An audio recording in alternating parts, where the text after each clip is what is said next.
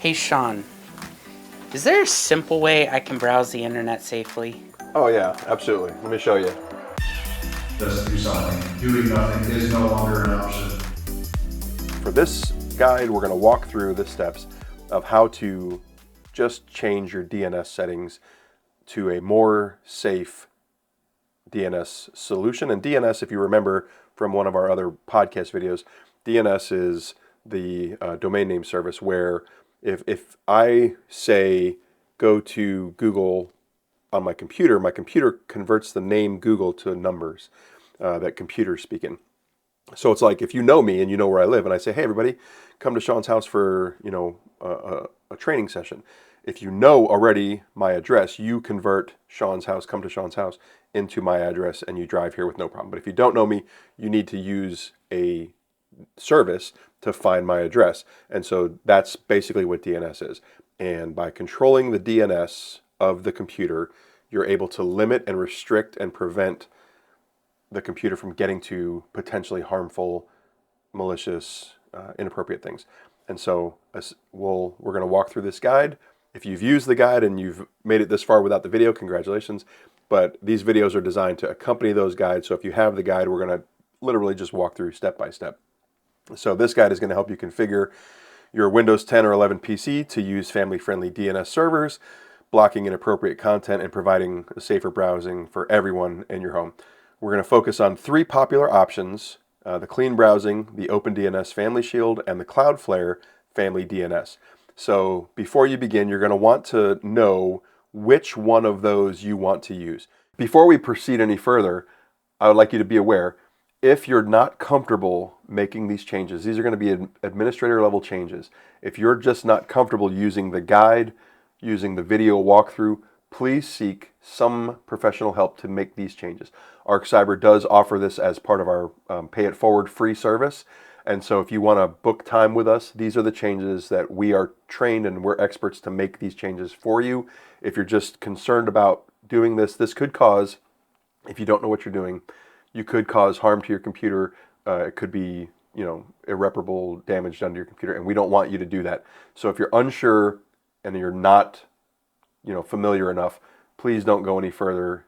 Please seek the help of a pro and let them do these changes for you. Show them the guide, show them the video walkthrough, show them these things, because you want to get this done, you want to get it done right. So we're going to open network connection. Step one, it wants you to press the Windows plus the R key. The Windows is the one that has those little four squares.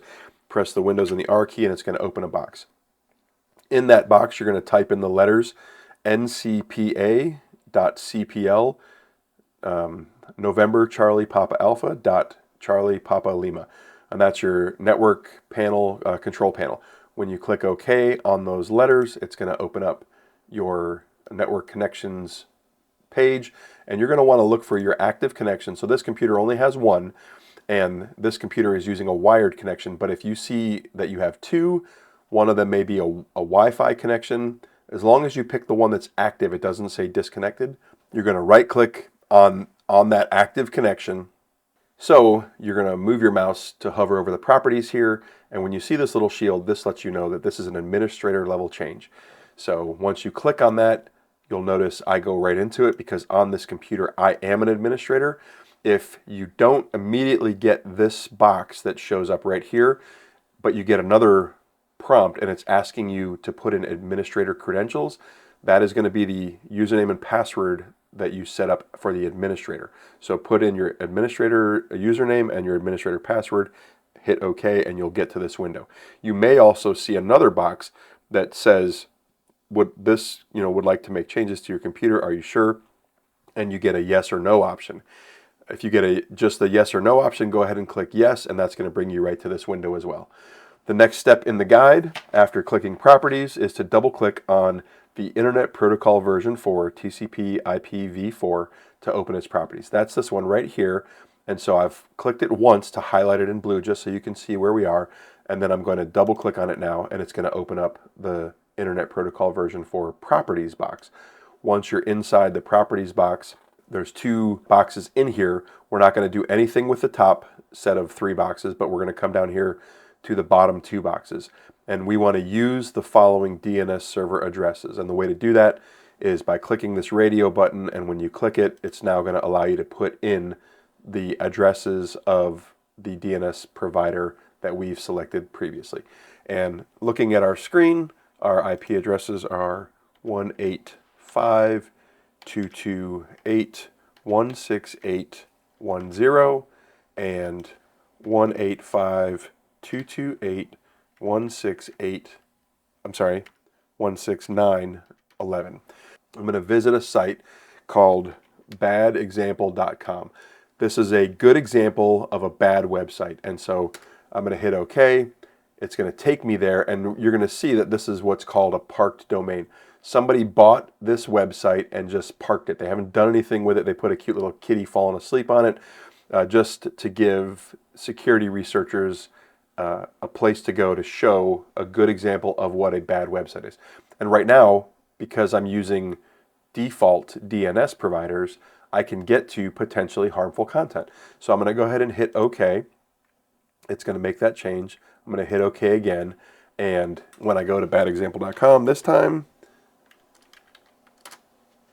I cannot get there. But what I can get to is ArkCybr.com.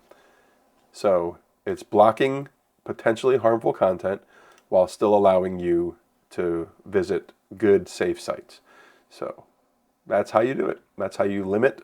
And on the guide, there's one more thing you can check. It's an optional, it's step 8 optional. We're going to verify your DNS settings by going to a site called DNSLeakTest.com. When you go to that site, it's going to show where you are. We're going to do a standard test.